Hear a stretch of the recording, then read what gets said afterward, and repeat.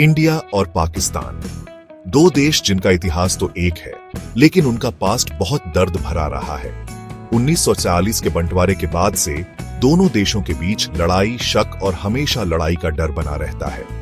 Line on off control नक्शे पर एक जख्म की तरह है, जो उन अनसुलझे मसलों की याद दिलाता है जो दोनों तरफ लोगों को परेशान करते हैं। बार बार बातचीत की कोशिशों और शांति की पहल के बावजूद कोई पक्का हल नहीं निकला है।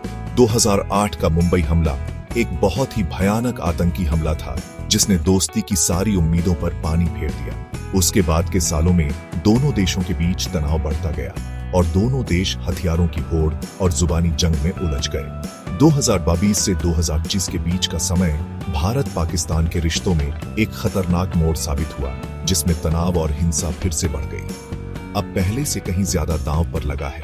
हमें खुद से पूछना होगा, क्या हम अपनी पुरानी गलतियों को दोहराने के लिए मजबूर हैं, या हम एक शांत और खुशहाल भविष्य का रास्ता ढूंढ सकते हैं? साल 2024 में पाकिस्तान खुद के बनाए दलदल में और धंसता गया। पूर्व प्रधानमंत्री इमरान खान की गिरफ्तारी ने पूरे देश को हिलाकर रख दिया, जिससे राजनीतिक दरारें और गहरी हो गईं। अविश्वास प्रस्ताव में सत्ता से बेदखल किए गए खान कुछ लोगों के बीच लोकप्रिय रहे।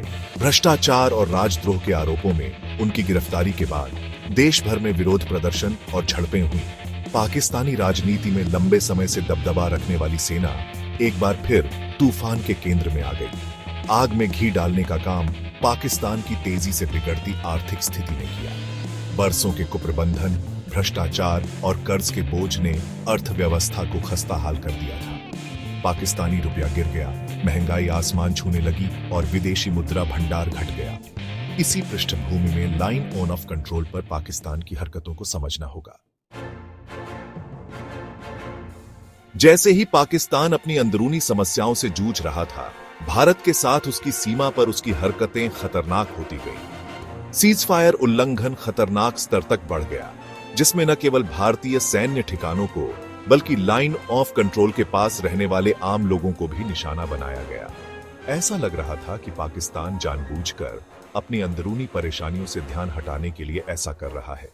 22 अप्रैल 2025 को पाकिस्तान से घुसपैठ करने वाले संदिग्ध आतंकवादियों ने भारत प्रशासित कश्मीर घाटी के पर्यटन शहर पहलगाम पर हमला किया।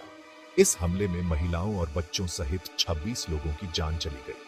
इस नरसंहार की तस्वीरों ने भारत और अंतर्राष्ट्रीय समुदाय को झकझोर कर रख दिया।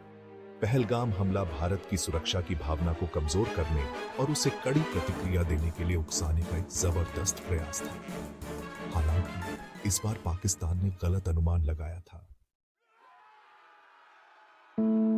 चौथा भाग, भारत का लोहे का हाथ, जवाबी कार्रवाई और जीरो टॉलरेंस नीति। पहलगाम हमला एक महत्वपूर्ण मोड़ साबित हुआ। भारत, जिसने लंबे समय तक संयम बरता था, उसने फैसला किया कि अब बहुत हो गया। मोदी सरकार के सुरक्षा सिद्धांत की आधारशिला नो टॉलरेंस पॉलिसी की परीक्षा होनी थी। 22 अप्रैल 2025 की रात को भारतीय सशस्त्र बलों ने पाकिस्तान के कब्जे वाले इलाके में कई आतंकी ठिकानों और प्रशिक्षण शिविरों पर सटीक हवाई हमले किए। ऑपरेशन सिंदूर नाम के इन हमलों में आधुनिक लड़ाकू विमानों, ड्रोन और सटीक निर्देशित मिसाइलों का इस्तेमाल किया गया।